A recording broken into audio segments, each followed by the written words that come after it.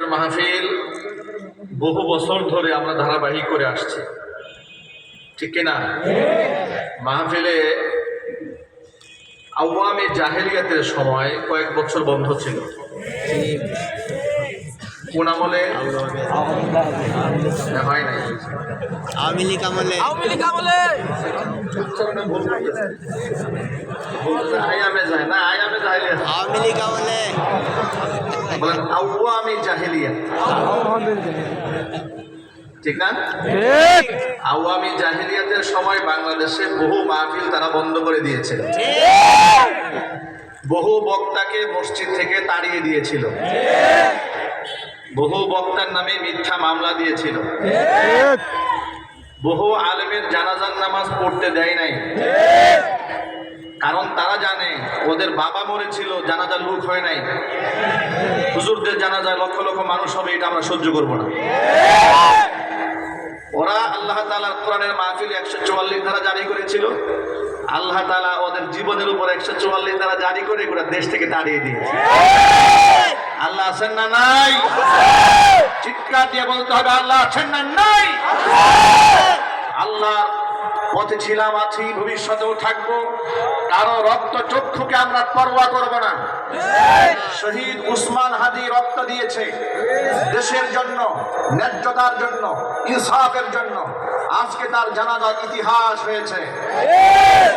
আল্লাহ পাক তাকে হায়াতে তৈয়্যিবা দিয়েছিলেন, ক্ষুদ্র জীবনে এমন অসাধারণ অর্জন করেছেন। মানুষ 100 বছর হায়াত পেয়ে এত বড় অর্জন হয় না। ইমাম আহমদ ইবনে হাম্বল রাহিমাহুল্লাহ বলেছিলেন, জেলখানায় থাকা অবস্থায় তার আমলেও দরবারে আলেম ছিল, দরবারি কাজী ছিল, যুগে যুগেই থাকে এরকম। তখন সে বলেছিল যে আমিও তো আলেম, তুমিও আলেম, তো পার্থক্যটা কি? তো পার্থক্য ইমাম আহমদ ইবনে হাম্বল রাহিমাহুল্লাহ বলেছেন যে পার্থক্য হবে আমাদের জানাজার নামাজ দিয়ে। পৃথিবীর ইতিহাস বলেছে একেবারে জীর্ণ শীর্ণ জীবন যাপন আল্লাহর পথের প্রতীক্ষা করলেও তাদের বিদায়টা জীর্ণ শীর্ণ হয়নি, বিদায় হয়েছে রাজকীয় বিদায়, ঠিক না? ঠিক।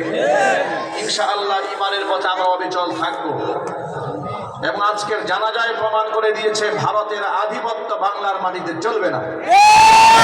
প্রমাণ করে দিয়েছে জুলম, নির্যাতন, শোষণ এই বাংলার মাটির জনগণ আর পছন্দ করে না।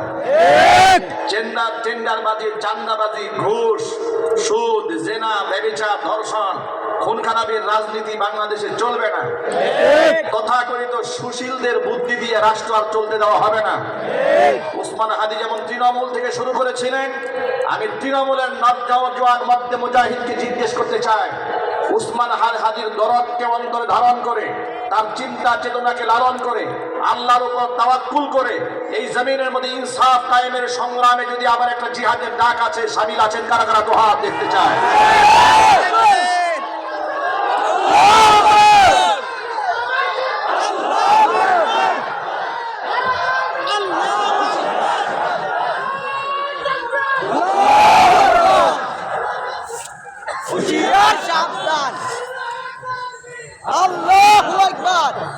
আমাদের তাকবীরের ধ্বনিতেই দাদা বাবুদের তখতে তাউস প্রকম্পিত হবে ইনশাআল্লাহ, ইনশাআল্লাহ, ঠিক কিনা? জোরে বলেন।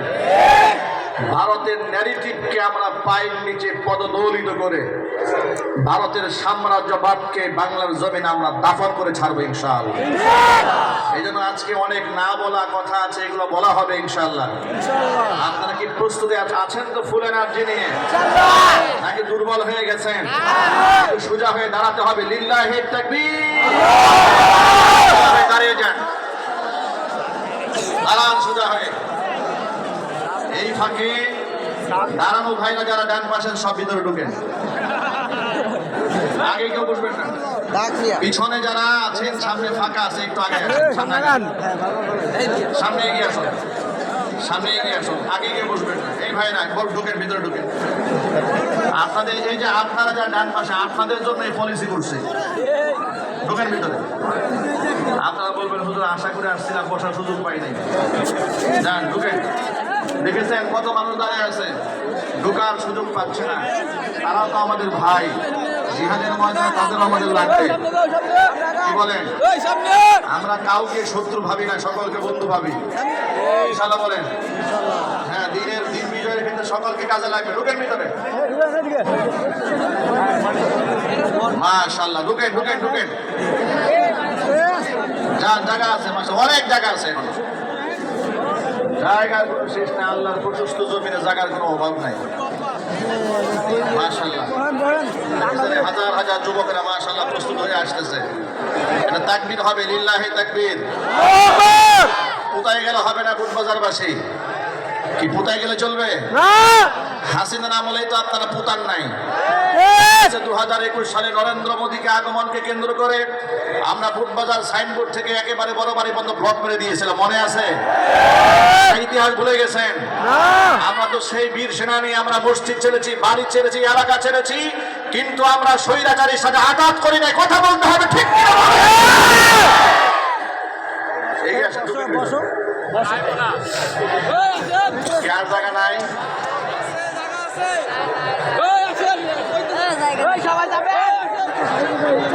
পেছনে খালি আছে, পেছনে লাইন দিয়ে দেন ভাই। এই যে ভাই দেখেন কত লোক দাঁড়িয়ে আছে, কষ্ট পাচ্ছে, সবাই কষ্ট পাচ্ছে। ভাই একটু ঢুকেন ভিতরে। আমরা অনেক লম্বা কথা বলে আপনাদেরকে কষ্ট দেবো না। আপনারা বয়ান শুনেন, একদিন আমরা বয়ান করি দৈনিক 2-3টা প্রোগ্রাম। তা আমাদের তো এনার্জি আরো কম থাকার কথা। আল্লাহ রহমত, আপনাদের দোয়ায় আমাদের ফুল চার্জ আছে। মাশাআল্লাহ বলেন। দোয়া করবেন তো ইনশাআল্লাহ? হ্যাঁ, ভিতরে যান ভাই, যান। মাশাআল্লাহ, বসায় দেন।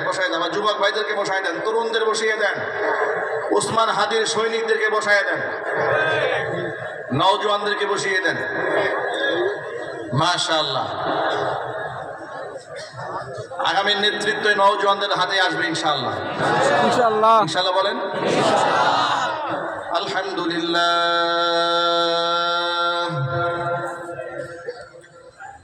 আলহামদুলিল্লাহ নাহমাদুহু ওয়া নাস্তাঈনুহু ওয়া নাস্তাগফিরুহু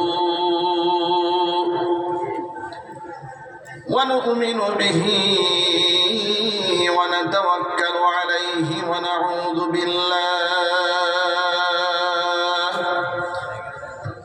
নাউযু বিল্লাহি মিন শুরুরি আনফুসিনা ওয়া মিন সাইয়্যাতি আ'মালিনা।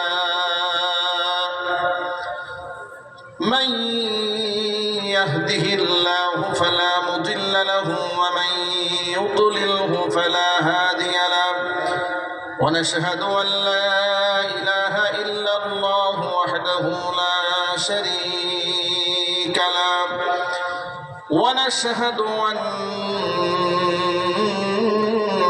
سيدنا ونبينا وحبيبنا وشفيعنا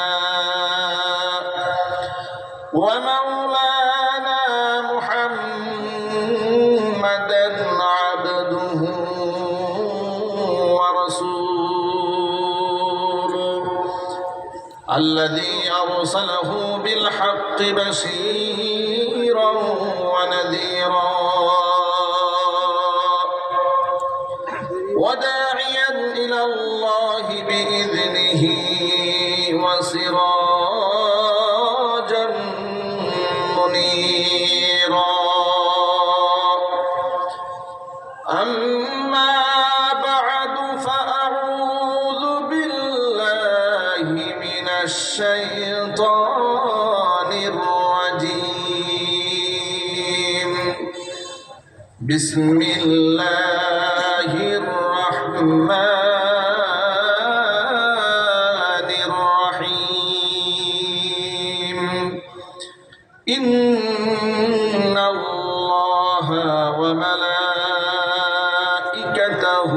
يصلون على النبي يا أيها الذين آمنوا صلوا عليه وسلموا تسليما. اللهم صل على محمد وعلى آل محمد كما صليت على إبراهيم وعلى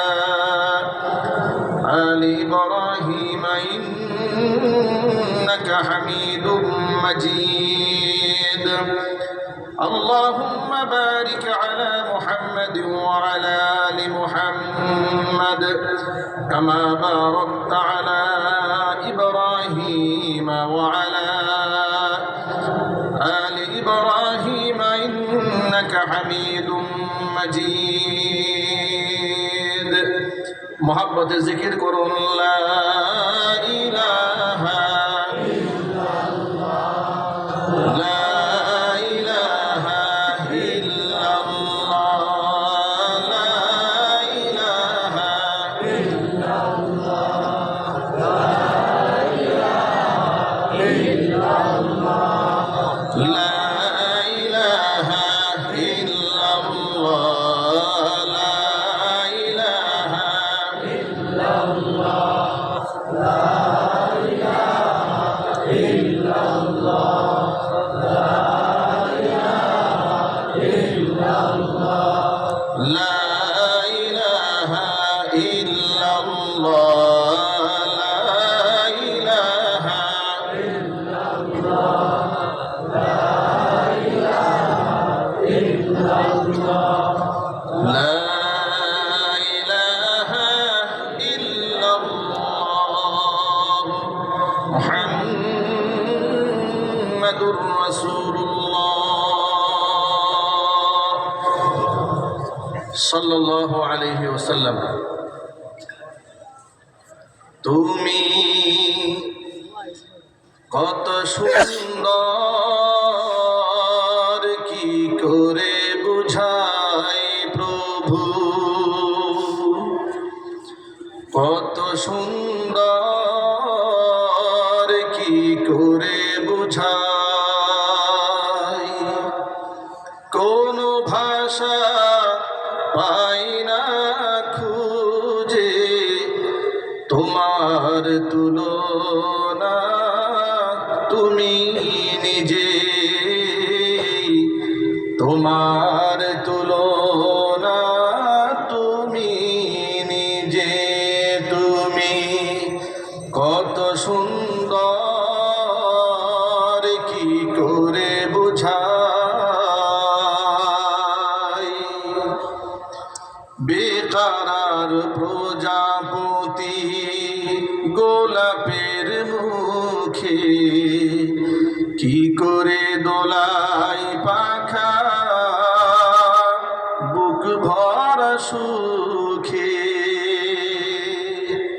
বেকারার প্রজাপতি গোলাপের মুখে কি করে দোলাই পাখা বুক ভরা সুখে কোন সুখে এত সুখী বুঝে আসে না যে কোন সুখে এত সুখী বুঝে আসে না যে তোমার তুলনা তুমি নিজে তোমার তুলনা তুমি নিজে প্রভু কত সুন্দর কি করে বুঝাই কোন ভাষা পাই না খুঁজে তোমার তুলনা তুমি নিজে তোমার তুলনা তুমি নিজে তোমার তুলনা তুমি নিজে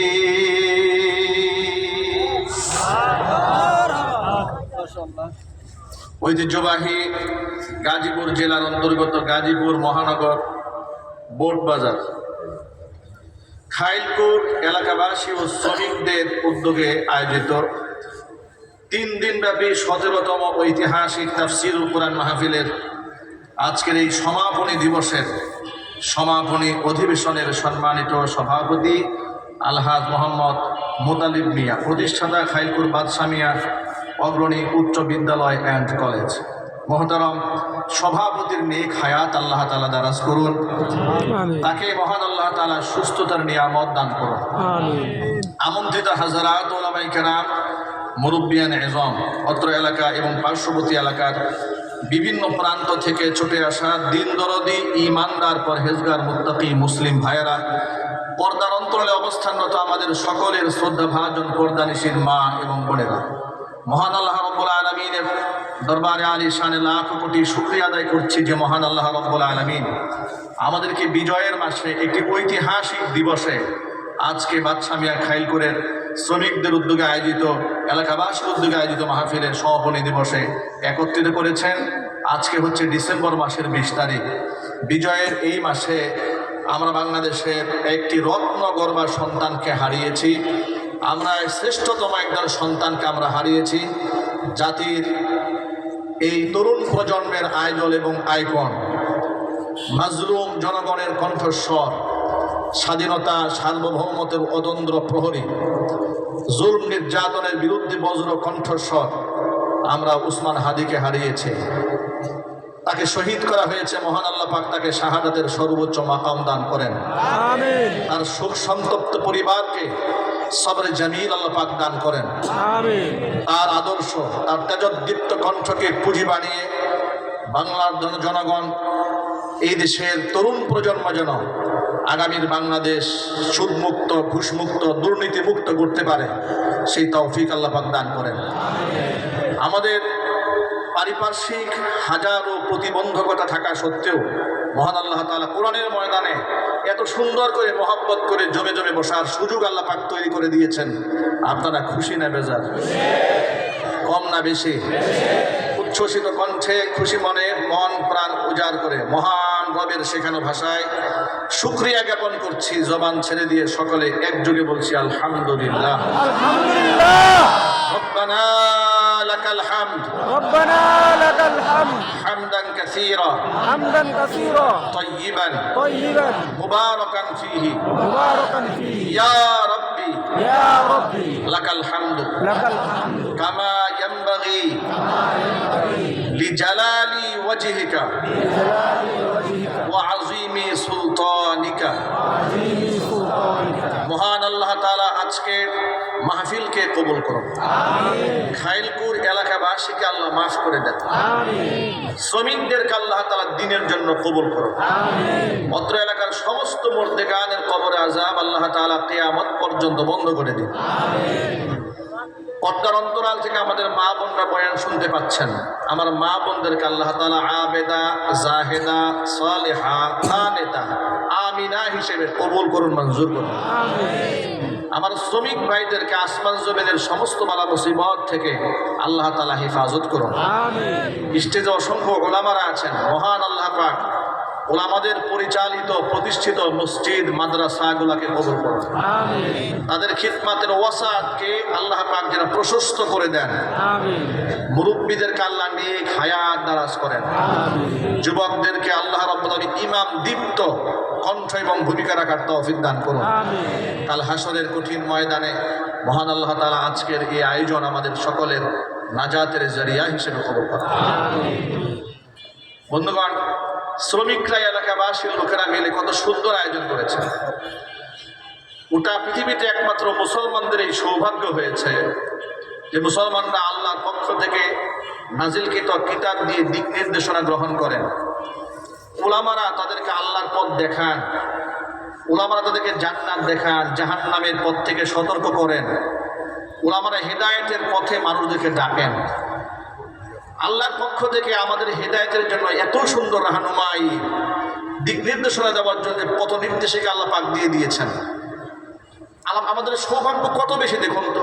প্রত্যেকটা জমায় আমাদের খতিব সাহেবগণ আমাদেরকে সামাজিক দিক নির্দেশনা দান করেন। আমরা যেন কুফরি থেকে বাঁচতে পারি, শিরক থেকে বাঁচতে পারি, বেদাত থেকে বাঁচতে পারি, কুসংস্কার থেকে বাঁচতে পারি, খোরাফাত থেকে বাঁচতে পারি। এই সমাজ ব্যবস্থা যেন ইসলামের সংস্কৃতির দ্বারা আলোকিত হয়। ঠিক নেবে ঠিক?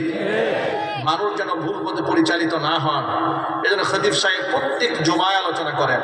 প্রত্যেক বছর বিশাল বিশাল তাফসিরের প্যান্ডেল করে লক্ষ লক্ষ মানুষ কোরআনের কথা শোনেন। এমন পরম সৌভাগ্য আল্লাহ পাক আমাদেরকে দান করেছেন যে আমরা সঠিক পথে থাকতে পারি। আল্লাহ পাক যেন এই কোরআনের মহব্বত অন্তরে চিরতরে ঢুকাতে পারে সেই তৌফিক আমাদেরকে দান করেন। নবী করিম সাল্লাল্লাহু আলাইহি ওয়াসাল্লাম কোরআনের হেদায়েত ধনী গরিব আমির ফকির সকলের দরবারে পেশ করেছেন, কাউকে তিনি অবহেলা করেননি। কিন্তু দুঃখজনক বাস্তবতা, ইসলামের দাওয়াত সর্বপ্রথম ধনীদের আগে গরিবরাই বেশি গ্রহণ করেছে। কুফফারে কুরাইশের লোকদেরা ধনাঢ্যবান ব্যক্তিবর্গ যারা ছিল, তাদের মধ্যে একজনের নাম হচ্ছে উয়াইনা ইবনে হিসিন। নবী করিম সাল্লাল্লাহু আলাইহি ওয়াসাল্লামকে ডেকে বলে, ও মুহাম্মদ, তুমি যে দ্বীনের তালিম দাও, তরবিয়ত করো তোমার সাহাবীদেরকে, এই দ্বীনের কথা আমরাও শুনি, এটা কি তুমি চাও না? নবীজি বললেন, অবশ্যই আমি চাই। আমি তো সবার কাছে ইসলামের দাওয়াত দিতে চাই। কখনো ইনফিরাদি বলি, ইন্ডিভিজুয়াল বলি, কখনো জামাত একত্রিকভাবে বলি, আবার আনুষ্ঠানিকভাবেও বলি, সবভাবে বলি। অবশ্য আমি চাই আমার দাওয়াতের মিশন সবার কান পর্যন্ত পৌঁছে যায়। উয়াইনা ইবনে হিসিন বলে, মুহাম্মদ, তো আমাদের দাস দাসী যারা আছে ইসলাম ধর্ম গ্রহণ করে, যারা পশমি জামা গায়ে দেয়, মোটা জামা পরে, গা থেকে দুর্গন্ধ আসে, এদের পাশে বসে তোমার কোরআনের কথা শুনবো, এটা তো আমাদের সাথে যায় না, আমাদের প্রেস্টিজ ইস্যু হয়ে দাঁড়ায়। তুমি এক কাজ করো, আমরা যারা সমাজের মধ্যে এলিট পিপল যারা আছি, ধনাঢ্য ব্যক্তিবর্গ, সমাজের মধ্যে সম্ভ্রান্ত ব্যক্তি যারা আছে, তুমি আমাদেরকে আলাদা করে একটা সময় দাও, যে মজলিসে কোনো গরিব মানুষ থাকবে না। নাউজুবিল্লাহ পড়েন। নবী করিম সাল্লাল্লাহু আলাইহি ওয়াসাল্লামের কাছে প্রস্তাব দেওয়া হলো উয়াইনা ইবনে হিসিনের পক্ষ থেকে যে কোনো গরিব মানুষ আমাদের মজলিসে এলাও হবে না। আমরা হচ্ছে সমাজের এলিট, একেবারে সম্ভ্রান্ত। এই যে আপনি দেখেন না বাংলাদেশে, গোটা বাংলাদেশের মানুষের চিন্তা চেতনা, মন মস্তিষ্ক একরকম, আর আমাদের বাংলাদেশের তথাকথিত সুশীলদের মন মস্তিষ্ক আরেক রকম। কথা বলে না? আমাদের দেশের তথাকথিত সুশীলদের চিত্রটা দেখেন। সুশীলদের চিত্র হলো শাপলা চত্বরে হাজার হাজার মানুষকে লাইট বন্ধ করে হত্যা করা হলো। এটা নিয়ে কোনো জল্পনা নাই, কল্পনা নাই, ব্যথা নাই, আন্দোলন নাই, মানববন্ধন নাই, দুঃখ প্রকাশ নাই। কিন্তু পরের দিন বাইতুল মুকাররমের সামনে কিংবা বিজয়নগরের মোড়ে গাছ কেটে ফেলা হয়েছে, গাছের দুঃখে কলিজা ফেটে কান্না করা শুরু করলো। অবস্থাটা দেখেছেন? মানে এদের দুঃখটা কোন জায়গায়? মানুষ মরে যাক, মরে যাক, গাছ কেন কাটা হলো? গাছের জন্য প্রচন্ড মায়া। উসমান হাদিকে গুলি করা হয়েছে, কোনো আওয়াজ নাই, মানববন্ধন নাই। প্রথম আলোর বিল্ডিং এ আগুন কেন দেওয়া হয়েছে? সুশীলদের মাথা নষ্ট হয়ে গেল। কথা ঠিক না বের জোরে বলেন? আবার বলে উসমান হাদি হত্যাকাণ্ডের সাথে প্রথম আলোর কি সম্পর্ক আছে? ডেইলি স্টারের কি সম্পর্ক রয়েছে? ডেইলি স্টারের সাথে সম্পর্ক শুধুমাত্র উসমান হাদিকে খুন করা নয়। উসমান হাদি থেকে শুরু করে, শাপলা থেকে শুরু করে বিগত 16 বছর স্বৈরাচারী যত মানুষ খুন করেছে, এর মেজরিটি খুনের দায়ভার এই প্রথম আলো ডেইলি স্টারে রয়েছে। কেন? ওরা বয়ান তৈরি করেছে, ওরা জঙ্গিবাদের নাটক সাজিয়েছে, নাটক বিশ্ব মিডিয়াতে প্রচার ওরাই করেছে। ওরাই বলেছে, আমি আপনাদেরকে রেকর্ড দেখাতে পারবো, আমাদের সব ডকুমেন্টস আছে। প্রথম আলো পত্রিকাতে একদম হেডলাইন লিখেছে, আপনার সন্তান জঙ্গি হয়ে যাচ্ছে না তো, আপনার সন্তান জঙ্গি হচ্ছে না তো, এ কথা বলে নিচে লিখেছে আলামতগুলো কি কি শোনেন। যদি দেখেন আপনার ছেলে হঠাৎ করে আপনার কাছ থেকে বাজে কোনো বায়না ধরে না, মসজিদে যায়, খুব কঠিনভাবে ধর্ম পালন করে, গান বাজনা শোনে না, মেয়েদের সাথে আড্ডা টাড্ডা দেয় না, আপনি বুঝে নেবেন আপনার ছেলে জঙ্গি হওয়ার প্রথম ধাপে চলে গেছে। এইরকম বয়ান যে পত্রিকা তৈরি করেছে, সেই পত্রিকার পক্ষে কোনো মুসলমান মায়া কান্না করতে পারে, এটা তো আমার মাথায় ধরে না। দেখলাম কিছু সুশীল নামক কুশীল বলা শুরু করেছে যে ভিন্ন মতের প্রতি শ্রদ্ধা থাকা উচিত। এনসিপির কিছু লোকদেরকে দেখলাম, সবে মাত্র 2 দিন হয়েছে রাজনীতি দল শুরু করেছে, এরা দেখলেন প্রথম আলোর জন্য কান্না করে। আমাদের প্রশ্ন হচ্ছে, প্রথম আলোর জন্য কান্না করলে বিগত বছরগুলোতে প্রথম আলো যতগুলো আলেমকে জঙ্গি হিসেবে প্রমাণ করেছে তার দায়ভার এই তোমাদের গায়ে নিতে হবে। কথা ঠিক নেবে ঠিক? আমাদের গণমাধ্যমের প্রতি কোনো ক্ষোভ নাই, সাংবাদিকদের প্রতি আমাদের কোনো রাগ গোসা নাই, কিন্তু যেই সমস্ত সাংবাদিকতার নামে হলুদ সাংবাদিকতা যারা করে, যারা পত্রিকার মধ্যে মত প্রকাশের নামে ইসলামকে জঙ্গিবাদ বলে গোটা সোশ্যালকে সমাজটাকে এতে জাহান্নামী সমাজ ব্যবস্থা বানিয়ে বিশ্ব দরবারে উপস্থাপন করে এটা মৌলবাদের দেশ, ওই রকম পত্রিকা বাংলার মাটিতে পৃষ্ঠা লড়তে পারে কথা বলতে হবে, ঠিক কিনা বলে?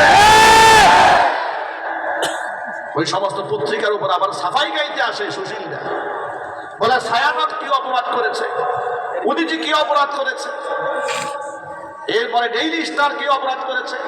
ডেইলি স্টার আর প্রথম আলো যে পাপ করেছে, গোটা বাংলাদেশের সবগুলা পত্রিকা মিলাই এত পাপ করে না এই দুইটা পত্রিকা যত পাপ করছে। এই জন্য আপনাদের কাছে আমাদের স্পষ্ট বার্তা, এগুলো বাংলাদেশের পারপাস কখনো সার্ভ করে না, এরা ভারতীয় স্বার্থ উদ্ধার করে। ভারতের সাম্রাজ্যবাদ এই বাংলার মাটিতে টিকিয়ে রাখার জন্য ভারতীয় ন্যারেটিভ তৈরি করে। এই ন্যারেটিভ জুলাই আগস্ট বিপ্লবের পরে বাংলাদেশে আমরা চলতে দেব না। আমাদের পরিষ্কার বার্তা, যারা আমাদের বাংলাদেশের স্বাধীনতার পক্ষে কথা বলবে না, যারা উলঙ্গ বেহায়াপনার সংস্কৃতি বাংলাদেশে তুলে ধরতে চায়, ভারতের এক মহিলা আপনার বিকিনি পরে জিম সেন্টারে গিয়ে বডি বিল্ডিং করেছে। প্রথম আলো পত্রিকাতে লিখেছে যে এই মেয়েটি একটা সাহসী উদ্যোগ গ্রহণ করেছে। আরেক মহিলা নায়িকা, কুখ্যাত নায়িকা, বিবাহ না করে বাচ্চা জন্ম দিয়েছে। প্রথম আলো পত্রিকা লিখেছে এই আমাদের উপমহাদেশে এই প্রথম কোন নায়িকা এত বড় সাহসী ভূমিকা রাখলেন। যারা জারজ সন্তান জন্ম দিলে সাহসী ভূমিকা বলে প্রচার করে, ওই সমস্ত সাংবাদিকরাও জারজ সন্তান, এতে কোনো সন্দেহ নেই। এদের পক্ষে যারা ছাপাই গায় এরাও জারজ সন্তান। এই জন্য আপনাদেরকে জিজ্ঞেস করতে চাই, ওরা আমাদেরকে উগ্রবাদ বলে গালিগালাজ করে, তাওহীদি জনতাকে উগ্র বলে, ধর্মান্ধ বলে, মৌলবাদ বলে। আমরা বলি স্বৈরাচারের আমলে বহুত খেলা হয়েছে, তোমাদের খেলা আমরা শেষ করেছি, নতুন করে বাংলাদেশের সাথে খেলতে এসো না। আগামীর বাংলাদেশ কিভাবে গঠিত হবে আজকের উসমান হাদির জানাজাটা প্রমাণ করে দিয়েছে। তোমাদের আধিপত্যকে বাংলার মাটিতে কবর রচনা করা হয়েছে, মাথা চারা দিয়ে ওঠার চেষ্টা করো না। তাওহীদি জনতা যদি একবার মাঠে নামে তাহলে এখন তো শুধু বিল্ডিং পড়েছে, তোমাদের চিন্তা চেতনা সহ মাটির নিচে দাফন করা হবে, ভারতীয় আধুনিক বাংলা বরদাস করা হবে না। আমার যুবক ভাইরা, এই ধরনের তথাকথিত এলিট পিপল, তথাকথিত নাগরিক সমাজ ১,৫০০ বছর আগে নবী করিম সাল্লাল্লাহু আলাইহি ওয়াসাল্লামের জামানাতেও ছিল। তাদের মধ্যে অন্যতম লিডার ছিল উয়াইনা ইবনে হিসন। হুজুরের কাছে এসে বলে, মুহাম্মদ তোমার কথা আমরাও শুনতে চাই, কিন্তু এই গরিবদের পাশে আমরা বসবো না, আমাদের জন্য আলাদা মঞ্চ বানাও, আলাদা মজলিস করবে যেখানে শুধু আমরা ধনীরাই থাকবো, গরিবরা থাকবে না। আল্লাহ রাব্বুল আলামিন কুরআন মাজিদের সূরাতুল কাহফের 28 নম্বর আয়াত নাজিল করে রাসূল পাক সাল্লাল্লাহু আলাইহি ওয়াসাল্লামকে সিদ্ধান্ত জানাই দিলেন। আল্লাহ পাক বলেন, ওয়াসবির নাফসাকা মা'আল্লাযীনা ইয়াদউনা রাব্বাহুম বিল গাদাত يدعون ربهم بالغداة والعشي يريدون وجهه ولا تعد عيناك عنهم تريد زينة الحياة الدنيا ولا تطع من أغفلنا قلبه عن ذكرنا واتبع هواه وكان أمره فرطا। আল্লাহ পাক বলেন, ও আমার হাবিব, আপনি আপনার নিজেকে ওই সমস্ত মানুষদের সাথে ধৈর্যের সাথে আপনি জড়ায় রাখুন, যে সমস্ত মানুষগুলো সকাল সন্ধ্যা তাদের রব আমি আল্লাহকে ডাকে, আমি আল্লাহর সন্তুষ্টি কল্পে, জোরে বলেন সুবহানাল্লাহ। দরিদ্র মানুষ থেকে আপনি মুখ ফিরিয়ে নেবেন না, তুরিদু জিনাতাল হায়াতিদ দুনিয়া, দুনিয়াকে কামনা করে। যদিও আল্লাহর নবী সাল্লাল্লাহু আলাইহি ওয়াসাল্লাম কখনো দুনিয়া কামনা করবেন না। এরপর আল্লাহ তাআলা সতর্ক করে বলছেন, দুনিয়াদার ব্যক্তির পেছনে আপনি ধনীদের পেছনে আলাদা করে সময় আপনি খবরদার দিবেন না।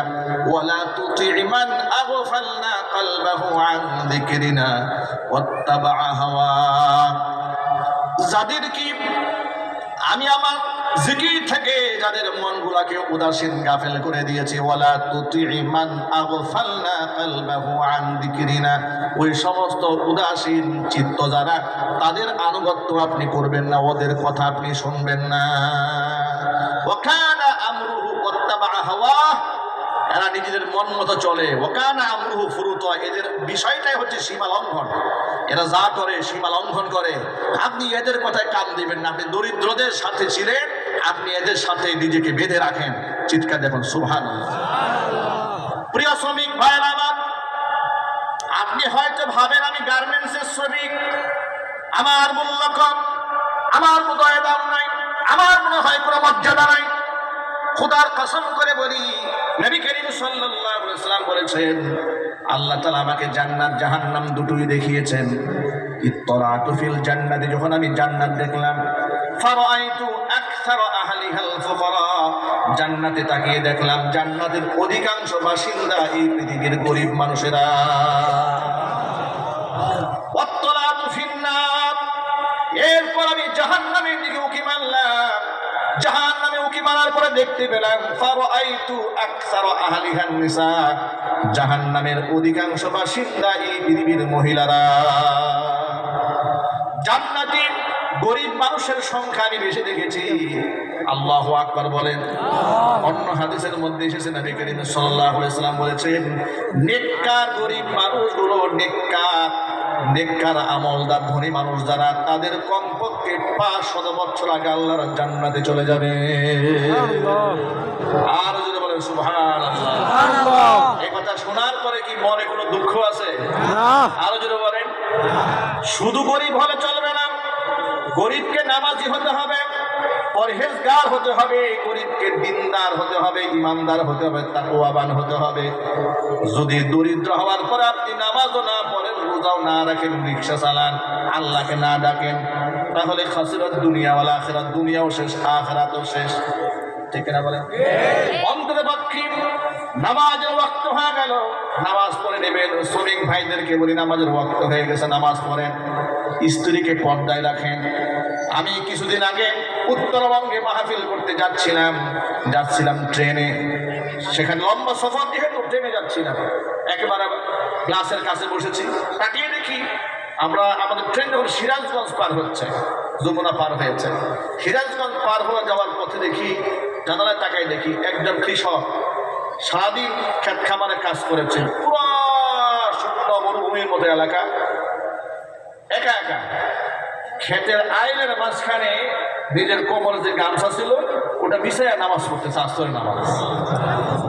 দৃশ্যটা দেখার পর আল্লাহর কাসম, আমার সাথী যারা আছে অনেকে এখানে আছে, আমি বললাম এটা ক্যামেরায় বন্ধ করেন দৃশ্যটা। চিন্তা করে দেখুন, একজন কৃষক সারাদিন কাজ করেছে, মসজিদ হয়তো অনেক দূরে যাওয়ার সময় নাই, আসরের সময় হয়েছে, সূর্য ঢলে যাচ্ছে, নামাজে দাঁড়ায় গেছে। আমাদের মধ্যে কত ব্যক্তিরা এমন আছেন, একেবারে মসজিদ পাশে, সুস্থ মানুষ, অবসর সময় আছে, নামাজ হচ্ছে, আজান হচ্ছে, যেতে মনে চায় না। এরকম কপালপুর আছে না ভাই? আরো যদি মনে আছে না? প্রিয় ভাইদেরকে বলি, প্রিয় ভাইরা আমার, দরিদ্র হওয়ার পরে ঈমান, আমল, তাকওয়া, পরহেজগারিতা যদি মজবুত থাকে, ভয় নাই, আপনি ক্ষতিগ্রস্ত হন নাই, দরিদ্র হয়ে আপনার কপাল পড়ে যায় নাই। অনেকে বলে হুজুর চাকরি নেই, চাকরি টিকে না, ব্যবসা করি, ব্যবসা টিকে না। কত জায়গায় গেলাম, সব জায়গায় শুধু লস আর লস। আল্লাহ কি আমার পছন্দ করে না? নিঃসন্দেহে মহানব আপনাকে ভালোবাসেন, সম্পদ বেশি দিলেই বেশি মহব্বত করেন, বিষয়টি তা নয়। তার কারণকে আল্লাহ পাক অসংখ্য সম্পদের মালিক বানিয়েছিলেন। ক্ষমতার মস্তক দিলে আল্লাহ আপনার পছন্দ করেন। আপনি হেরে গেলে আল্লাহ আপনাকে পছন্দ করে না, চিন্তার কোনো কারণ নাই। অনেক সময় জালেম শাসক যারা আছে তারাও খুশি হয়ে বলে ক্ষমতার মালিক যেহেতু আল্লাহ, সুতরাং আল্লাহ আমার পছন্দ করে ক্ষমতায় বসাইছেন। এরকম লোক সমাজে আছে না নাই? আরো জোরে বলেন। এমনকি স্বৈরাচারেরা বলেন, তাদের এমপিদের মুখে এমন কথা আমরা শুনেছি, তারা বলেছে যে আমাদের মাননীয় প্রধানমন্ত্রী 7 জন অলির চাইতেও বেশি উন্নত। কেন বলে অলির চাইতে উন্নত? 7 অলির আমল একত্রিত করলে হাজিরা সমান হবে না। ভাই কেন? সে 3-3 প্রধানমন্ত্রী হইল কি আল্লাহ পছন্দ না করলেই? কি যুক্তি নিয়ে বসে আছে। আরে ওই সময় তো দেখেছেন না, কিছু কিছু আলেমরা এক একজনকে ওনাকে জান্নাতবাসী বানিয়ে দিয়েছে। কথা বলে না কেন? আছে না নাই জোরে বলেন। কিছু লোক তো জান্নাতে পাঠিয়ে দিয়েছে। এরকম তৈল মর্দন যে কত আলেমরা করেছে, আল্লাহ পাক তাদেরকে হিদায়াত নসিব করুক। ভাইরা আমার, সে বলে কম পক্ষে 7 জন অলির চাইতে যদি পাওয়ার না থাকতো তাহলে তিনি কেমনে প্রাইম মিনিস্টার হলেন? ওই সময় কঠিন ভাষায় ব্যক্তিগত অনেককে জবাব দিয়েছি, অনেক সময় মাহফিল উদাহরণ এক্সাম্পল দিয়ে বলেছি ক্ষমতা শুধু আল্লাহ তাআলা পছন্দ করেই দেন না, অনেক সময় সাইজ করার জন্য আল্লাহ ক্ষমতা দেন, যেমন ফেরাউনকে দিয়েছিলেন। শুধু ভালোবাসলেই দেন না, ভালোবেসে আল্লাহ পাক ক্ষমতা দিয়েছিলেন নবী সুলাইমান আলাইহিস সালাতু ওয়াস সালামকে। ঠিক কিনা বলেন? এমন রাজত্ব আল্লাহ পাক দিয়েছিলেন, পাখিটার কথা শুনেছে। আল্লাহু আকবার বলেন। পাখি তার কথা শুনেছেন, পিঁপড়ার আওয়াজ তিনি শুনতে পেয়েছেন, পিঁপড়ার সাথে তিনি কথা বলেছেন, পাখির ভাষা তিনি বুঝতে সক্ষম হয়েছিলেন, জিন জাতির উপর তিনি রাজত্ব চালিয়েছিলেন। এমন ক্ষমতা আল্লাহ তাআলা নবী সুলাইমান আলাইহিস সালাতু ওয়াস সালামকে মোহাব্বত করে দিয়েছিলেন। এমন রাজত্ব পাওয়ার পরে সুলাইমান আলাইহিস সালাতু ওয়াস সালাম অহংকারী হন নাই হাসিনার মতো। হাসিনার মতো বলে নাই, কখনো বলে নাই হাসিনা পালাই না পালাই না, অহংকার করে নাই। ঠিক কিনা? আবার বলেছে আমাদেরকে ক্ষমতার মস্তক থেকে সরাই দেবে এমন শক্তি বাংলাদেশে জন্মগ্রহণ করে নাই। এইরকম দাম্ভিকপূর্ণ কথাবার্তা নবী সুলাইমান আলাইহিস সালাতু ওয়াস সালাম বলেননি। কি বলেছেন? আল্লাহ পাকের শুকরিয়া আদায় করেছেন, মহান আল্লাহ পাকের প্রশংসা করেছেন। আমি কথার এক্সাম্পল শুধু এই জন্য দিলাম, এটা আমার মূল আলোচনার বিষয় নয়। ক্ষমতার মসনদ আল্লাহ পাক দিলে আপনি আল্লাহর নির্বাচিত, আল্লাহর মনোনীত, এটা চিন্তা করার কোনো কারণ নাই। যাকে আল্লাহ পাক যে হালাতে রেখেছেন সেটাই তার জন্য পরীক্ষা। যাকে আল্লাহ সম্পদ দিয়েছেন সম্পদ তার জন্য পরীক্ষা, যাকে আল্লাহ পাক দেন নাই তার জন্য দারিদ্রতাই পরীক্ষা। তবে সম্পদ না পেয়ে দারিদ্রতার পরীক্ষাটা সহজ, সম্পদ পাওয়ার পরে সম্পদের পরীক্ষাটা বেশি মারাত্মক। ঠিক কিনা জুড়ে বলুন। প্রিয় ভাইরা আমার, নবী করিম সাল্লাল্লাহু আলাইহি ওয়াসাল্লাম বলেছেন দরিদ্র মানুষ যারা যদি ইমানদার হয়, এই মানুষগুলা কিয়ামতের দিন নেককার ধনীদের কম পক্ষে 500 বছর আগে আল্লাহর জান্নাতে চলে যাবে। শ্রমিক ভাইদেরকে বলি নামাজের ওয়াক্ত হয়েছে, নামাজে ঢুকে যাবেন। আমার গার্মেন্টসের পিএম যারা, জিএম যারা, বাড়িওয়ালা যারা যারা এখানে এসেছেন, ব্যবসায়ী যারা এসেছেন, নামাজের আজান হয়ে গেছে, আর বসে থাকবেন না। হযরত আলী কাররামাল্লাহু ওয়াজহাকে আল্লাহর নবী ডাক দিয়ে বলেন, ও আলী সালাসুন লা তুআখিরহা, 3টা কাজে বিলম্ব করা যাবে না। কয়টা কাজে? 1 নাম্বার আস-সালাতু ইযা আরাত, নামাজের ওয়াক্ত হয়ে গেল, নামাজ পড়তে বিলম্ব করবে না। 2 নাম্বার ওয়াল জানাজাতু ইযা হাদারাত, জানাজার নামাজ এসে হাজির হয়েছে সেখানেও বিলম্ব করবে না। 3 নাম্বার ওয়াল আইয়িমু ইযা ওয়াজাদতা লাহা কুফুয়ান, বিবাহের উপযুক্ত মেয়ে ঘরের মধ্যে আছে, খবরদার মেয়েকে, মেয়ের পাত্র যদি পেয়ে যাও বিবাহ দিতে কাল বিলম্ব করবে না। নামাজের ওয়াক্ত হওয়ার পর নামাজে যদি বিলম্ব করেন, যদি মনে করেন জোহর মাত্র শুরু হয়েছে আর একটু পরে গিয়ে পড়ি, জোহরের ওয়াক্ত শেষ, আসর শুরু হয়েছে আর একটু পড়ি, আসরের পরে গিয়ে শেষ, মাগরিব শুরু হয়েছে, টাইম তো অনেক লম্বা, এটা মনে করে বসে থাকলেন, খবরদার শয়তান আপনাকে নামাজটা কাজা করাইয়া ছাড়বে। নামাজকে বলো না কাজ আছে, কাজকে বলো আমার নামাজ আছে।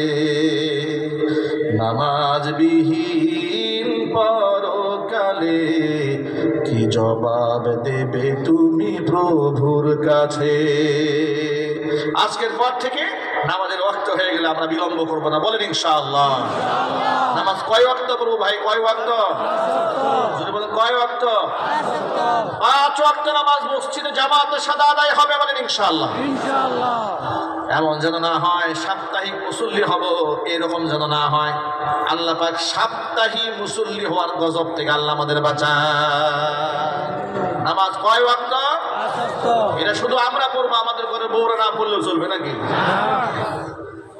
বউদেরকে মহব্বত করেন না আপনারা? কি করেন? যারা নিজেরা নামাজ পড়ে বউদেরকে নামাজ পড়তে বলে না, তারা আসলে বউরে ভালোবাসে না। কারণ তারা চায় যে বউ জাহান্নামে যাক, আমি জান্নাতে যাই।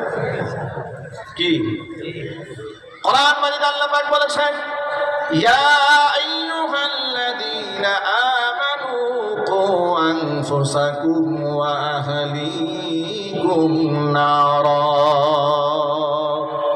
ও ঈমানদাররা, নিজেদেরকে জাহান্নামের আগুন থেকে বাঁচাও।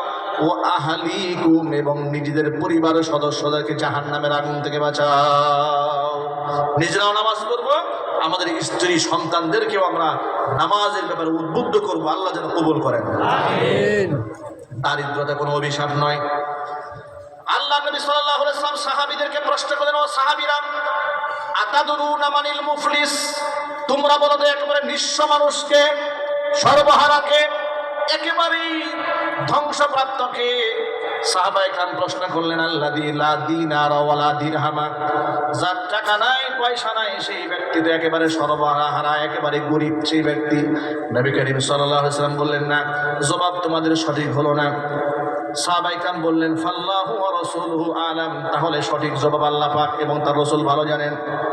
হুজুর বললেন, শোনো, কিয়ামতের ময়দানে অসংখ্য মানুষ নামাজের সওয়াব নিয়ে দাঁড়াবে, এমন কিছু মানুষ আছে যাকাতের সওয়াব নিয়ে দাঁড়াবে, হজের সওয়াব নিয়ে দাঁড়াবে, কিন্তু নেকের পাহাড় নিয়ে দাঁড়িয়ে যাওয়ার পরে ওই ব্যক্তির বিরুদ্ধে এমন কিছু মানুষ দাঁড়ায় যাবে যা তার সাথে তাদের লেনদেন বাকি ছিল। একজন দাঁড়ায় বলবে, রব্বুল আলামিন, সে তো আমার দুনিয়াতে বেশি শক্তি খাটায় জমি দখল করে নিয়েছিল। আরেকজন দাঁড়িয়ে বলবে, সে আমার কাছ থেকে 50,000 টাকা ধার নিয়েছিল, কিন্তু ধার নিয়ে আর পরিশোধ করে নাই। আরেকজনে বলবে, ক্ষমতার মসনদ দখল করে পিস্তল ঠেকায়া ফাইলের মধ্যে সই করে নিয়ে গেছিল, এরা আমাদের হক বোঝা নষ্ট করেছে। আল্লাহ পাক তখন ব্যক্তিদেরকে বলবেন, তাহলে যে সমস্ত ব্যক্তিদের টাকা মেরে দিয়েছিলে, জমি মেরে দিয়েছিলে, অন্যায়ভাবে যাদের হক নষ্ট করেছিল, হকগুলো দিয়ে দাও। বান্দা বলবে, রব্বুল আমিন, আমার কাছে দেওয়ার মতো জমি নাই, টাকা পয়সা নাই, আমি কেমনে পরিশোধ করব? আল্লাহ পাক তখন বলবেন, কিভাবে পরিশোধ করবে? সম্পদ যদি না থাকে, আমল নামার মধ্যে নেকি আছে, তো নেকিগুলো দিয়ে দাও। এবার তিনি নিজের আমল নামা থেকে যার কাছ থেকে যতটুকু হক নষ্ট করেছে ধীরে ধীরে ঋণ পরিশোধ করা শুরু করবেন। ঋণগুলো পরিশোধ করতে করতে অবস্থা এমন হবে, আমল নামার মধ্যে যত সওয়াব ছিল সব শেষ হয়ে যাবে, তখনও কিছু পাওনা বাকি আছে। বলবেন আল্লাহ তাআলা, এর কাছে আমার তো আরো কিছু পাওনা বাকি আছে। আল্লাহ পাক বলবেন, এবার তার আমল নামা দিয়া পরিশোধ কর। ব্যক্তি বলবে, আল্লাহ, আমার তো এখন আমল নামা কিছু নাই, সব শেষ হয়ে গেছে। আল্লাহ পাক বলবেন, দেওয়ার মতো যদি কিছু না থাকে, ওর আমল নামা থেকে গুনাহগুলো নিজের আমল নামায় নেই, নিজের আমল নামার মধ্যে অন্যের গুনাহগুলো চাপাই নিয়ে কপাল পরা জাহান্নামে নিক্ষিপ্ত হবে। নবী করিম সাল্লাল্লাহু আলাইহি ওয়াসাল্লাম বলছেন, এই লোকটা হচ্ছে পৃথিবীর সবচেয়ে নিঃস্ব মানুষ। আমরা কি এরকম নিঃস্ব হতে চাই? যদি বলো নিঃস্ব হতে চাই, মানুষের হকের ব্যাপারে যত্নবান হন। খবরদার বেশি শক্তি দেখাইয়া অন্যের অধিকার নষ্ট করবেন না। চাঁদাবাজি করে মানুষের অধিকার নষ্ট করবেন না। টেম্পো স্ট্যান্ড দখল করেন আপনারা, বাস স্ট্যান্ড দখল করেন আপনারা, এরপরে ব্রিজ দখল করেন আপনারা, ফ্যাক্টরি দখল করেন আপনারা, গাড়ি বের করে দেবেন না চাঁদা দেওয়া ছাড়া। এই ধান্দাবাজি দেশে আছে না নাই? আরো যদি বলতে আছে না নাই? তারা বলে, হুজুর, রাজনীতি করতে হলে তো একটু লাগে, ছেলে পেলে চালাইতে হয়, সামনে নির্বাচন, কত খরচ, 1000 মোটরসাইকেল শোডাউন করতে হয়, তেল লাগে, খরচ দিতে হয়। ফ্রি তো কেউ বাইক শোডাউন করবে না, মাসালা বানাইছে জায়েজ করার জন্য। আরেকজনের বক্তব্য শুনলাম যে, দেখেন, আমরা টাকা পয়সা ভাগাভাগি করে নেব, তবে মানুষের উপর বেশি জুলুম করা যাবে না কিন্তু। এটা হচ্ছে ইমানদার চান্দাবাজ। কি বলেন? চোর হলে ইমানটা ঠিক আছে নাকি? কি সুন্দর করে বলে যে না আমরা নিজেরা ভাগাভাগি করে নেব, কিন্তু কারোর উপর জুলুম করা যাবে না। নেবে চান্দা কিন্তু জুলুম করবে না। খাবে পায়খানা কিন্তু হালাল হইতে হবে, এটা আবার। কি বলেন আপনারা? পায়খানা খাওয়া যেমন হারাম, মুসলমানদের জন্য চান্দা খাওয়া ঠিক তেমন হারাম। ঠিক না মানে কেউ বলেন? এগুলা বাদ দিয়া হাদির কাছ থেকে শিক্ষা গ্রহণ করেন। সে তো রাজনীতির ময়দানে নেমেছিল খালি পকেটে। ও যখন রাস্তায় ক্যাম্পেইন করতে নামতো, এদেশের ধনাঢ্য ব্যক্তিরা আনন্দ চিত্তে বুকের সাথে জড়ায় ধরে কপালের মধ্যে চুমা দিয়ে পকেটে 50,000 টাকার বান্ডি ঢুকাই দিত। এটাকে নেতৃত্ব বলে। হাদিদের সমালোচক হওয়ার আগে হাজি হয়ে দেখাও। ঠিক কেন জন্য বলেন? তার ব্যাপারে বিতর্ক করা লাগে, তার একটা মেশাও তৈরি করে দেখাও। সে তো রাস্তায় ক্যাম্পেইন করার সময় কিছু লোক তাকে ময়লা পানি দিয়েছে। সে কি বলে? 3-3 বার ময়লা পানি দিয়েছেন, দেন, অসুবিধা নাই। ময়লা পানি দিয়ে যদি আপনাদের দিল ঠান্ডা হয়, যদি ভালো লাগে আরো দেন, অসুবিধা নেই। সুবহানাল্লাহ বলবেন না? রাসূলের সুন্নাহ থেকে পেয়েছে। বাপ তো বড় আলেম ছিল, আলেম পরিবার থেকে পেয়েছে। স্ত্রীর তো মারাত্মক ধার্মিক। এত কিছু হয়ে গেল, বউয়ের চেহারা তো মানুষ দেখবে দূরের কথা, বউয়ের বুরকার কালারটাও আজ পর্যন্ত কেউ দেখে না। আল্লাহু আকবার বলেন। যেই দেশে ফেতনার জামানায় কিছু দেখি মহিলা মাদ্রাসার শিক্ষিকারা টিকটক করে, কথা বলে না, নাম দিয়েছে উস্তাজা। পুরুষরা হয়েছে উস্তাজ, মহিলারা হয়ে গেছে উস্তাজা, মানে মহিলা শিক্ষিকা। ওনারা এখন টিকটক ভিডিও বানাচ্ছে। আবার দেখলাম কথায় কথায় লাইভে আসে ওই সমস্ত উস্তাজাদা যারা আছে, এগুলো কয়েক হাজার উস্তাজা এক পাল্লায় দিলে হাদির বউয়ের জুতার সমান হবে না। উস্তাজদের জন্য শিক্ষা রয়েছে হাদির স্ত্রীর মধ্যে। শিক্ষা গ্রহণ করো। ব্যক্তিত্ব কাকে বলে, গায়রত কাকে বলে, শাখসিয়ত কাকে বলে, ইমানদারদের স্ত্রীদের গায়রত এমনই হওয়া উচিত। ঠিক কিনা বলেন? আমরা দোয়া করি মহান আল্লাহ পাক যেন তার ইমানি শক্তিকে আরো বাড়ায় দেন। জোরে কোন আমি। আর টিকটক আর উস্তাজাদের ফিতনা থেকে আল্লাহ পাক যেন আমার যুব সমাজকে হেদায়েত দান করে। চোখের হেফাজত করতে হবে যুবক ভাইরা। আমরা দেখি যুবকেরা হুমরি খেয়ে পড়ে, মনে মনে জান্নাতি হুর আসছে, বুরকা পরে আসছে, তো খুব পবিত্র বুরকা পরে যেহেতু আসছে। বুরকা পরে যে মহিলা টিকটক করে, আল্লাহর কসম তসলিমা নাসরিনের সাথে এর কারণে সাথে কোনো পার্থক্য নাই। কিসের পর্দা করেছে? কিসের পর্দা করেছে? যেখানে পরনারীর কণ্ঠ শোনা ইসলামে বৈঠক দেওয়া হয় না একান্ত ওজোর ছাড়া। কোরআন মাজিদ আল্লাহ রাব্বুল আলামিন নারীদেরকে ঘরে থাকতে বলেছেন। এটাই আইডিওলজি, এটাই মুসলমানদের দর্শন, এটাই মুসলমানদের চিন্তা চেতনা। এখান থেকে বের হওয়ার কোনো সুযোগ নাই। আল্লাহ রাব্বুল আলামিন বলে দিয়েছেন ওয়াকারনা ফি বুয়ুতিকুন্না ওয়ালা তাবাররাজনা তাবাররুজাল জাহিলিয়াতিল উলা। ঘরের মধ্যে বসবাস করবে, জাহিলি যুগের মেয়েদের মতো নিজেকে উপস্থাপন করে রাস্তায় বের হবে না। সিদ্ধান্ত দিয়ে দিয়েছেন কে? আরো যদি বলেন আল্লাহ। মহান আল্লাহ রাব্বুল আলামিন বের হতে এভাবে নিষেধ করেছেন। আর আপনি টিকটক করেন। আর এমন কিছু বেহায়া যুবক আছে নিজের বউয়ের সৌন্দর্যতা বিক্রি করে পয়সা ইনকাম করে। নাম দিয়েছে কাপল ব্লগ। কি নাম দিয়েছে? কাপল ব্লগ, বউ ব্যবসায়ী। আমাদের গাজীপুরে এক ভণ্ড আছে, কি আলম নাকি একটা নাম, কালিয়া করে, হ্যাঁ, আলম হাসান। গোটা দেশটাকে নাপাক বানিয়ে ফেলেছে, গোটা দেশটাকে নাপাক বানিয়ে ফেলেছে। আর যুবকরা হুমরি খায় মজা করে ভিডিওগুলো দেখে। আমি যুবক ভাইদেরকে সতর্ক করি, এরা আপনাদের হেদায়েতের পথে নিচ্ছে না, তো এরা আপনাদেরকে জাহান্নামের দিকে নিয়ে যাচ্ছে। এদেরকে বয়কট করতে হবে, ইমানের উপর থাকতে হবে, তাকওয়ার উপর থাকতে হবে। আল্লাহ যেন তৌফিক দান জোরে বলো আমিন। প্রিয় যুবক ভাইরা আমার, বউ বিক্রি করেন, বউয়ের সৌন্দর্যতা বিক্রি করে পয়সা ইনকাম করেন, আপনার মতো লম্পট আর হতে পারে না। পতিতাবৃত্তি করে পয়সা ইনকাম করা যে অবস্থা, টিকটক ভিডিও বানায় পয়সা ইনকাম করাও একই বিষয়। আল্লাহ পাক আমাদেরকে এই ফিতনা থেকে বের হওয়ার তৌফিক দান করে, জোরে বলেন আমিন। যে কথা বলতে চেয়েছিলাম ভাইয়েরা আমার, তথাকথিত উস্তাদারা শিক্ষা গ্রহণ করতে পারে উসমান হাদির স্ত্রী থেকে। এত বড় দায়িত্ববান মহিলা, মহান আল্লাহ পাক যেন আমার মা বোনদেরকে আত্মমর্যাদায় ওঠার তৌফিক দান করেন, জোরে বলেন আমিন। বলে হুজুর চাঁদাবাজি করতাম না, এত বড় দল চালাইতে হয়তো এই জন্য একটা জায়েজ আছে মনে হয়, কি বলেন জায়েজ আছে? আমাকে যখন 2018 সালে অ্যারেস্ট করা হয় ডিবি অফিসে, যেদিন আমাকে রিমান্ডে নেওয়া হয়, ওই একটা ছবি নিয়ে দেখবেন গোটা বাংলাদেশের এক কুচক্রী মহল আমাকে নিয়ে ফেসবুকে খুব ট্রল করে। সেটা কোনটা? তৎকালীন যুগের এসপি ছিল আমাদের গাজীপুরে হারুন সাহেব, হাউন আঙ্কেল, ঠিক কিনা বলেন? এই হারুন সাহেবের সাথে আমার একটা ছবি আছে। এই ছবিটা ফেসবুকে দিয়ে বলে মাদানী সাহেবের স্বৈরাচারের দালাল ছিল।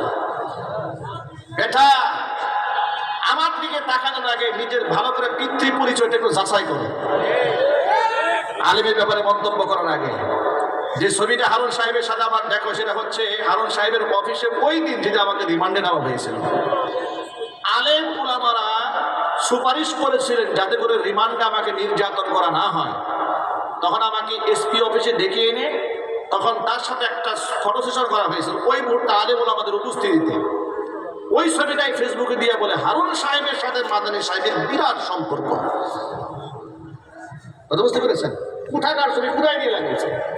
ওটা আমার জেলখানার ছবি, একটা রিমান্ডে নেওয়ার ছবি। আরেকটা ছবি দেয় আমাকে জেল থেকে বের করার সময় হারুন সাহেব আমাকে বলে ওই রিমান্ডের দিনে, হুজুর আপনার জামিনের ব্যাপারে আমি সুপারিশ করবো, একটা কন্ডিশন হলো জামিন পেয়ে বের হওয়ার পর আমার বাড়িতে একটা মাহফিল করে দিতে হবে। শয়তান হলে লোক কিন্তু খুব ভালো, ইমানদার জালেম। কি জালেম? অবস্থা দেখেছেন? আমার কন্ডিশন দিয়ে বলে আপনাকে জামিন করাবো, শর্ত হলো আমার বাড়িতে মাহফিল করি, মাহফিলে করে দিতে হবে। এরপরে আমি জেল থেকে বের হলাম, দেওয়ানার হজরত আমাকে যোগাযোগ করলেন, খালেদ সাইফুল আইবি সাহেব যোগাযোগ করলেন, এলাকার স্থানীয় উলামা ইকরাম যোগাযোগ করে ওই যে ওয়াদা ছিল জেল থেকে বের হওয়ার পরে বাড়িতে একটা মাহফিল করে দিতে হবে, সেই মাহফিলে গেছে। উনার বাড়িতে উনার পাশে বসে আমার একটা ছবি আছে, সব উলামা ইকরাম তুলেছে ওখানে ওই সময়। ওই ছবিটা ফেসবুকে দিয়ে বলে হারুন সাহেবের সাথে কি ঘনিষ্ঠ সম্পর্ক। ভাইরা আমার, আল্লাহ তাআলা এই ধরনের কুচক্র থেকে আমাদের সকলকে হেফাজত করুন। কথাটা মনে পড়লো কেন? মনে পড়লো এই জন্য, ওই দিন ওই রিমান্ডের দিনে আমাকে একটা রুমে বসানো হলো ডিবি অফিসে। গিয়ে দেখি কয়েকটাকে ধরে হ্যান্ডকাপ করা বেঁধে রাখছে ওই রুমের মধ্যে। ওটা দেখে তো আমার কলিজা একটা শুকায় গেছে। বেঁধে রাখছে, ইচ্ছা মতো পিটাইছে, হাতটা দাগ হয়ে আছে। আর এরকমের টেবিল, সামনে টেবিলে এতগুলো ক্যাশ টাকা, আর ওনাদের পরিবার দিয়ে গেছে, আর কয়েকটা বসে আছে প্রকাশ্যে। এটা তারা হালাল মনে করে নিচ্ছে আর কি। আমাকে বসার পর আমাকে জিজ্ঞেস, আচ্ছা হুজুর আপনাকে যেহেতু পেয়েছি একটা মাসলা জিজ্ঞেস করবো। আমি আচ্ছা বলেন। আচ্ছা হুজুর, এই যে এই আসামিগুলো এই খুশি হয়ে আমাদেরকে যে টাকা দিচ্ছে, চিন্তা করছেন অবস্থাটা? এরা নাকি খুশি হয়ে দিচ্ছে, যে এরা যে খুশি হয়ে আমাদের কিছু টাকা দিচ্ছে, তো এটা খাওয়া কি আমাদের হালাল হবে না? আমরা কিন্তু হুজুর এদেরকে টাকা চাই নাই, এরা খুশি হয়ে দিচ্ছে। আর মনে মনে ভাবি তোরে পারলে তোর বউ খুশি হয়ে টাকা দিবে আমাদেরকে, ঠিকঠাক ঠিক বলে। এখন এই কথা বলা যাচ্ছে না। আমি বললাম যে ভাই সরকারকে আপনাদের বেতন দেয় না? কয় দেয়। হুজুর সরকার যে বেতন দেয় ওই বেতন দিয়ে আমাদের ভালো একটা ফ্ল্যাটে থাকতে পারি না, সন্তানদেরকে ভালো একটা স্কুলে পড়াইতে পারি না। আর এই জন্য যেহেতু আমরা চাপ টাপ দিই না, আরে খুশি হয়ে দিই, সেটা খাওয়া হালাল হবে না? মাসলা জিজ্ঞেস করে। চুরি তো করবে, চুরি তো চুরি, সিনাও চুরি। আমার কাছে বৈধ ফতুয়া নেই, হাসরের মধ্যে মাইট আমি খাইতে পারি। আমি বললাম যে ভাই এটা আপনার জন্য সুযোগ নাই, জায়েজ নাই, আপনি এটা করতে পারবেন। আবার ফতুয়া দিচ্ছে, মনে মনে ভয়ও পাচ্ছি যে আমার তো রিমান্ডের দিন, কার নজর কার উপরে এসে পড়ে, খুব টেনশনে আছি। যাই হোক, এটা কেন মনে পড়লো যে ওরা খাচ্ছে হারাম, হারাম খেয়ে ওটাকে আবার হালাল পলিসি করার চেষ্টা করে। আমাদের সমাজে চান্দা বাজরা এই কথা বলে, এত বড় দল চালাইতে হয়, চান্দা ছাড়া কি আর দল চলে? এই জন্য একটু একটু খায় আর কি। কি হালাল হয়ে যাবে? জোর আওয়াজ বলেন, হালাল হয়ে যাবে না? হালাল হবে না, হারাম চিরদিন হারামই থাকবে। এই হারাম থেকে বাঁচতে হবে। আল্লাহ বাঁচার তৌফিক দেন, জোরে করে আমিন। প্রিয় ভাইরা আমার, সকল ভাইদেরকে বোঝাবার জন্য বলি, আপনি যদি ইমানদার হন, তাকওয়াবান হন, সব ধরনের হারাম থেকে আপনি বেঁচে থাকেন। নবী করিম সাল্লাল্লাহু আলাইহি ওয়াসাল্লাম সৎ নেতৃত্বের ব্যাপারে আগেই সুসংবাদ দিয়েছেন। যারা সত্যবাদ হবে, আদিল হবে, ইনসাফগার হবে, ওই সমস্ত ব্যক্তিদেরকে মহান আল্লাহ তাআলা আরশের ছায়াতলে স্থান করে দিবেন। আর এখানে আমাদের একটা দোষ আছে। সেই দোষটা কি? বেশ কষ্ট হচ্ছে আমাদের দোষটা বলে, আমাদের কোন দোষটা আছে? এই সমাজের মধ্যে আমরা দীর্ঘদিন ধরে মানুষদেরকে বুঝে আসছি যে রাজনীতি করা, দেশ চালানো, রাষ্ট্র পরিচালনা করা, এগুলো আলেমদের কাজ না। আলেমরা মসজিদ নিয়ে থাকবে, মাদ্রাসা নিয়ে থাকবে, খানকা নিয়ে থাকবে, আর রাজনীতি করবে চোর, ডাকাত, লম্পট, বদমাশ এরা। যার ধরুন কোনো আলেম রাজনীতির মাঠে দাঁড়ালেই কিছু লোক এসে বলে, হুজুর এগুলো তো আপনার কাজ না। কি আছে না নাই? আমাদেরকে যে বলে, যে মোহাম্মত করেই বলে, আমাদের শত্রু না তারা, আমাদের খুব হিতাকাঙ্ক্ষী, বলে হুজুর এগুলো কাদা সুরাছেন, এগুলো তো আপনাদের কাজ না। আচ্ছা, আমাদের কাজ না বলে যদি দিনদার ইমামদারদেরকে আপনারা পিছিয়ে দেন, তাহলে এই আসনটা দখল করবে সুদখোর, ঘুষখোর, মিথ্যাবাদী, লম্পট, বদমাশ। কি হয়ে গেল? নেতৃত্ব চলে গেল অসৎ মানুষের হাতে। আর এই সুযোগ পাইয়া ওরা কি করবে? দেশে সিনেমা হল বানাবে, নাটক সাজাবে, তাফসির মাহফিলে 144 দ্বারা জারি করবে। ঠিক না? নিজেরা বলে এই কাজগুলো তো ওরা করবে। এই জন্য যুবক ভাইদের প্রতি আমার উদাত্ত আহ্বান, প্রিয় যুবক ভাইরা, আগামীর বাংলাদেশটাকে ইসলামের বাংলাদেশ বানাতে হবে। ইনশাল্লাহ বলেন। আলেম উলামা সহ এদেশের অধিকাংশ মুসলমানদের কলিজার দাবি, আগামীর বাংলাদেশকে আমরা তন্ত্রমন্ত্রের বাংলাদেশ দেখতে চাই না, আমরা কোরআনের বাংলাদেশ দেখতে চাই। কারা কারা দেখতে চান? আমি দুহাত দেখতে চাচ্ছি।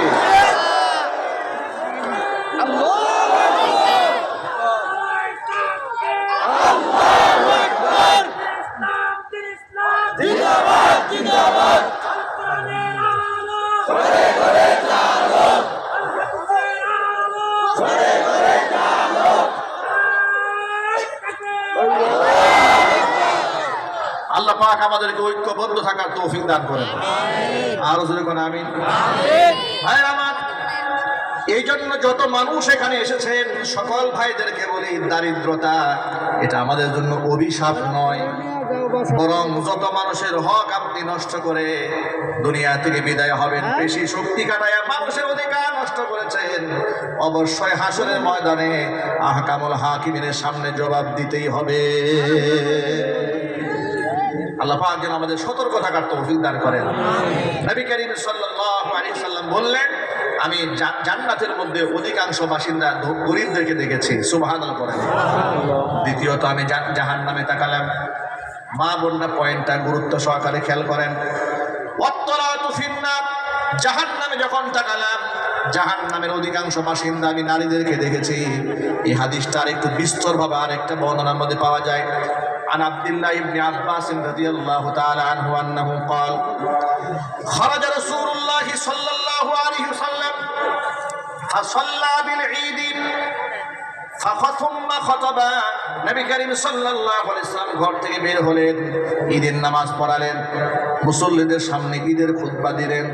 এরপরে ফাআতান নিসা, নারীদের সামনে আসলেন। মহিলাদের সামনে এসে আল্লাহ নবী বললেন, ইয়া মাশারান নিসা তাসাদদাকনা, তোমরা আল্লাহর পথে বেশি বেশি দান করো।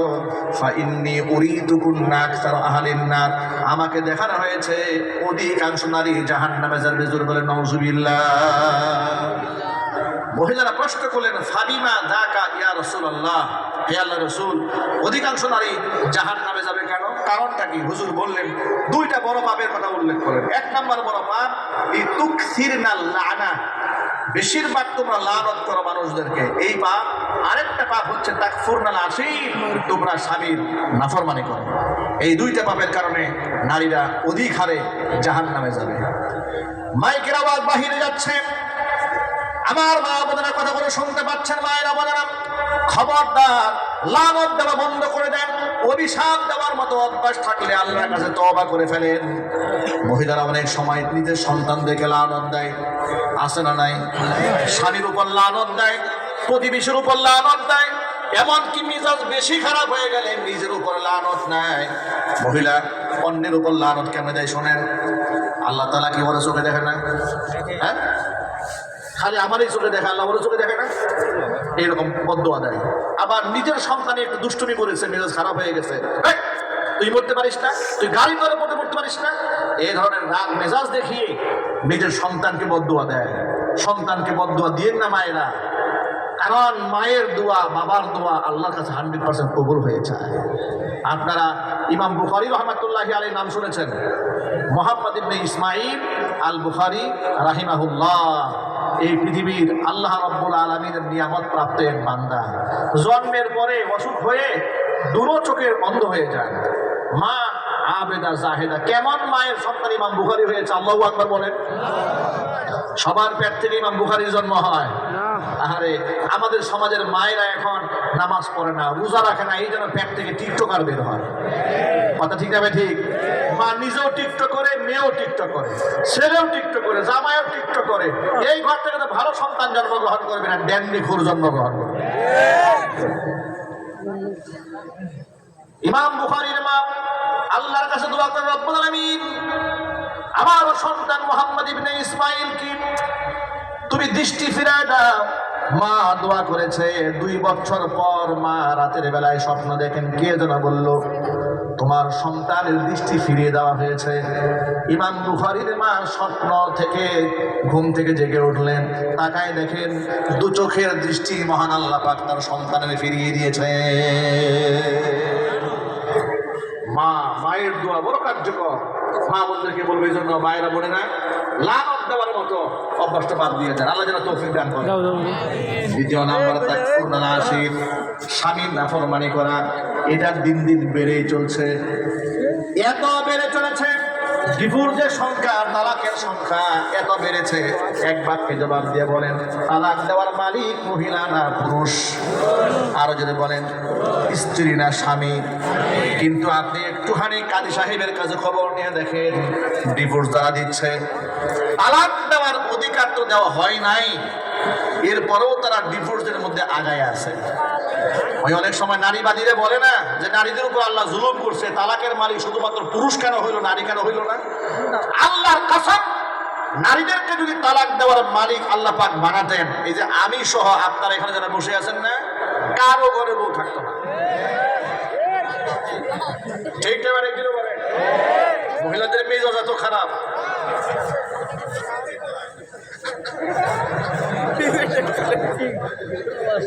এত কিছু করার পরে বলে যে আমি দেখে আপনার ঘরটা করলাম, ঠিক না ঠিক? আবার বলে 10 বছর সংসার করলাম, সুখী জিনিস চোখে দেখলাম না। এই ডায়লগ তো শুনতে শুনতে কান পান পুরুষদের ঝালাপালা হয়ে গেছে। আবার যে বলে না যে একমাত্র আমি দেখে তোমার ঘরটা করলাম, আসলে যে আপনি ছাড়া ওর আর কোনো রাস্তাও নাই। ঠিক কিনা বলেন?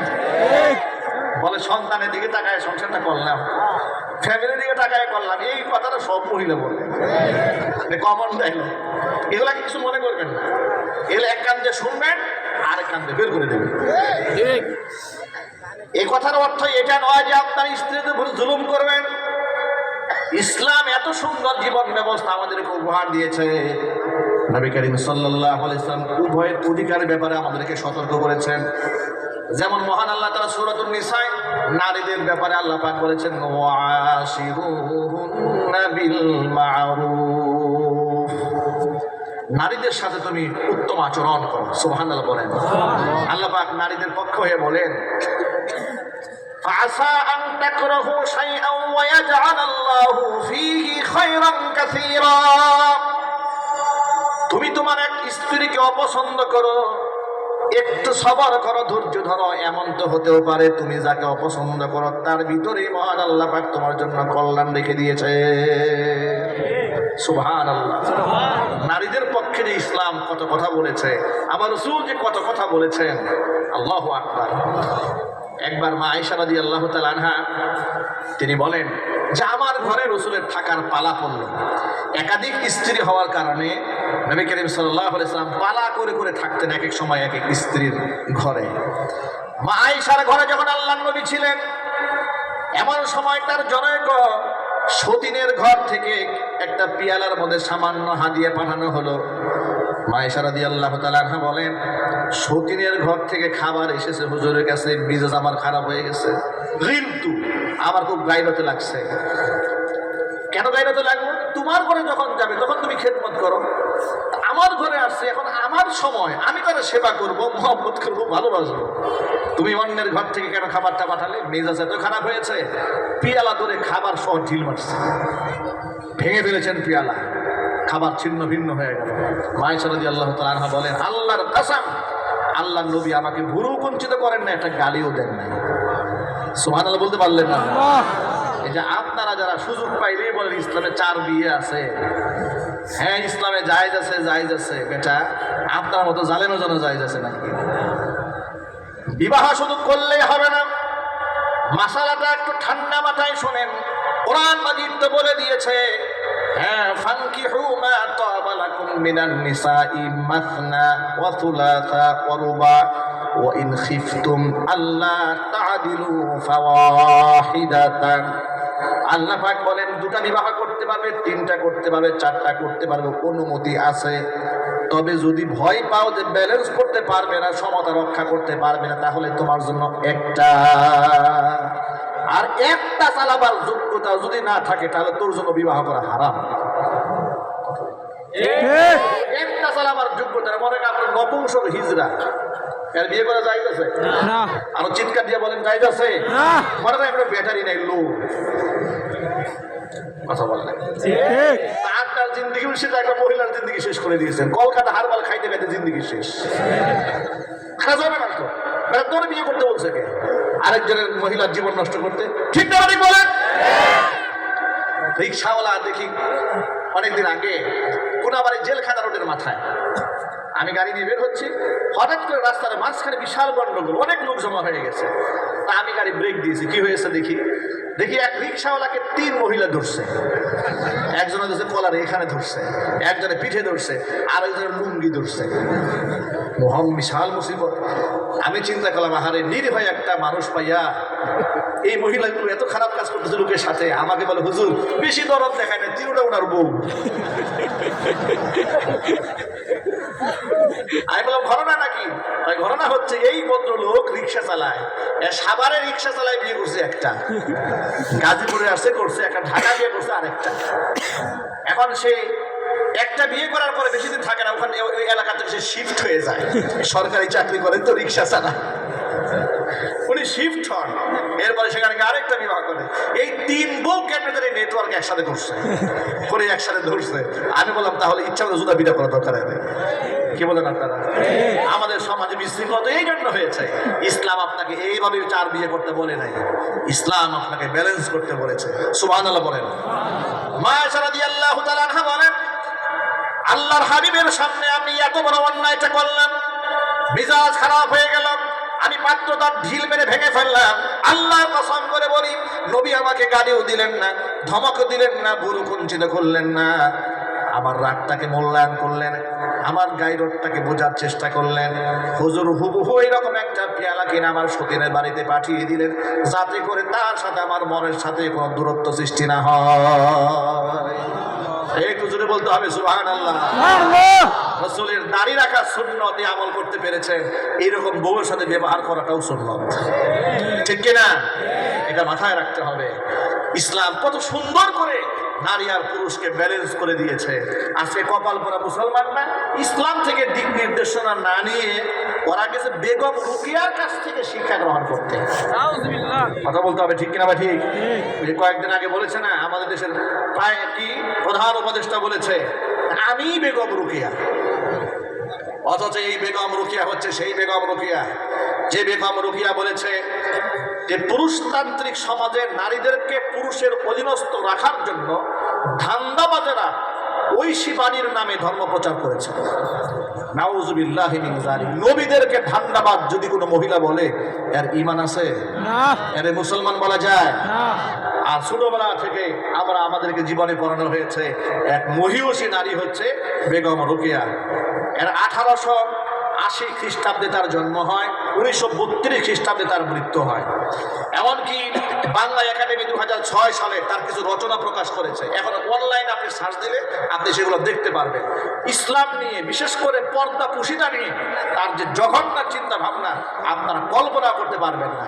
সেই মহিলাকে বানানো হয়েছে নারী জাতির অগ্রগতির দূত। নাউজুবিল্লাহ বলেন। এই মহিলা কি নারী জাতির অগ্রগতির দূত হতে পারে? না। আমার মা বোনদের জন্য আদর্শ হচ্ছে উম্মুল মুমিনিন মা খাদিজাতুল কুবরা রাদিয়াল্লাহু তাআলা। আমার মা বোনদের জন্য আদর্শ হচ্ছে উম্মুল মুমিনিন মা আয়েশা সিদ্দিকা রাদিয়াল্লাহু তাআলা আনহা। আল্লাহ বুঝার তৌফিক দান করেন। আমিন। ভাইরা আমার, তাহলে ইসলাম আপনাকে শিখিয়ে দিয়েছে স্ত্রীর উপর আপনি আবার জুলুম করতে যাবেন না। আবার নারীদেরকে বলে দিয়েছে লাউ কুনতু আমিরান আহাদান আইয়াসজুদা লিগাইরিল্লাহ লা আমারতুল মারআতা আন তাসজুদা লিজাওজিহা। আল্লাহ নবী বলেন, এই দুনিয়াতে যদি আমি আল্লাহর পরে মানুষ হয়ে মানুষের পায়ে সিজদা করার হুকুম কাউকে দিতাম, তাহলে অবশ্যই স্ত্রীদেরকে বলতাম তারা যেন স্বামীর পায়ে সিজদা দেয়। আল্লাহর নবী হাদিসের শেষাংশে বলেন, ওয়াল্লাযী নাফসু মুহাম্মাদিন বিয়াদিহি, ওই সত্তার কসম যার হাতে আমার প্রাণ, লা তুআদ্দিল মারআতু হাক্কা রাব্বিহা হাত্তা তুআদ্দিয়া হাক্কা যাওজিহা। একজন স্ত্রী ততক্ষণ পর্যন্ত তার রবের হক আদায় করতে পারবে না যতক্ষণ না পর্যন্ত সে তার স্বামীর হক আদায় না করতে পারবে। এভাবে একদিক থেকে নারীকে তার স্বামীর গুরুত্ব বোঝানো হয়েছে, অন্যদিক থেকে পুরুষকেও তার স্ত্রীর ব্যাপারে দায়িত্বশীল হওয়ার কথা সবক ইসলাম দিয়েছে। প্রিয় যুবক ভাইরা, আমরা কি আমাদের স্ত্রীদের প্রতি ইনসাফ করতে পারবো না? ইনশাআল্লাহ। জোরে বলুন ইনশাআল্লাহ। আজকের পর থেকে স্ত্রীকে মারবেন? জোরে বলেন মারবেন না? গালি দিবেন? চুল ধরে টান দিবেন? টাকা পয়সার জন্য খোটা দিবেন? বলবেন তোর বাপ মা আমারে কি দিয়েছে? এই জালেম স্বামী নাই দেশে? আরো জোরে বলেন। কি সুন্দর করে বলে, বিবাহের সময় বলে যে আমাদের ছেলের জন্য কোনো ডিমান্ড নাই, তবে নতুন ঘর করেছো, ফার্নিচার নাই। কি সুন্দর দেখেছেন, আমাদের কোনো ডিমান্ড নাই। ছেলে লেখাপড়া করেছে, বিদেশ যাবে, লাখ 20 টাকা লাগে, কিন্তু ডিমান্ড নাই। কিন্তু নাউজুবিল্লাহ বলেন, এগুলা করবেন না, এগুলা খুঁটা দিবেন না। আল্লাহ পাক যেন আমাদেরকে আমল করার তৌফিক দান করেন। আমি হাদিসের শেষাংশ বলেই আমি আলোচনা শেষ দিকে নিয়ে যাচ্ছি। নবী করিম সাল্লাল্লাহু আলাইহি ওয়াসাল্লাম হাদিসের শেষাংশ কি বলে শোনেন। আল্লাহ নবী সাল্লাল্লাহু আলাইহি ওয়াসাল্লাম মহিলাদের